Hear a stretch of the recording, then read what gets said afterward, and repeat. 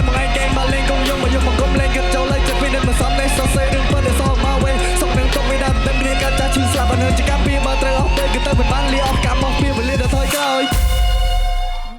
ខ្ញុំមានអារម្មណ៍ថាសប្បាយចិត្តមែនតើក្រោយពីការ performance របស់ខ្ញុំបានបញ្ចប់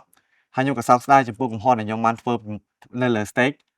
ដោយសារតែការ set up របស់ខ្ញុំមកអត់ទាន់បានល្អហើយខ្ញុំសូមអរគុណដល់បងប្រុសឡាដែលបានចុច save រូបខ្ញុំបាទខ្ញុំនឹងសន្យាថាមិនឲ្យបងខកបំណងនោះទេហើយខ្ញុំក៏សូមអរគុណដល់ coach ទាំង3ដែលបានផ្ដល់ដំបូន្មានល្អៗក៏ដូចជាពេលរិះគន់ដើម្បីស្ថាបនារូបខ្ញុំបាទខ្ញុំសន្យាថាវគ្គបន្តទៀតខ្ញុំនឹងមាន show ជាច្រើនហើយល្អជាច្រើនសម្រាប់អ្នកទាំងអស់គ្នាតាមដានទស្សនារូបខ្ញុំបាទផងខ្ញុំថ្លែងអំណរគុណខ្លាំងមែនទែនដល់ Galaxy Navatra Production ជាមួយនឹង Cambodia Beer ដែលបានបង្កើតកម្មវិធី rap ដ៏ធំនេះឡើងផ្ដល់ឱកាសឲ្យរូបខ្ញុំបានបញ្ចេញសមត្ថភាពក៏ដូចជាបេក្ខជនដទៃទៀតបានបង្ហាញនៅស្នាដៃក៏ដូចជាផ្លាស់ប្ដូរបទពិសោធន៍គ្នាទៅវិញទៅមកផងដែរកុំភ្លេចតាមដានទស្សនារូបខ្ញុំបាទបន្តទៀតជាមួយនឹងកម្មវិធី Cambo Rapper Cambo Bar Future Star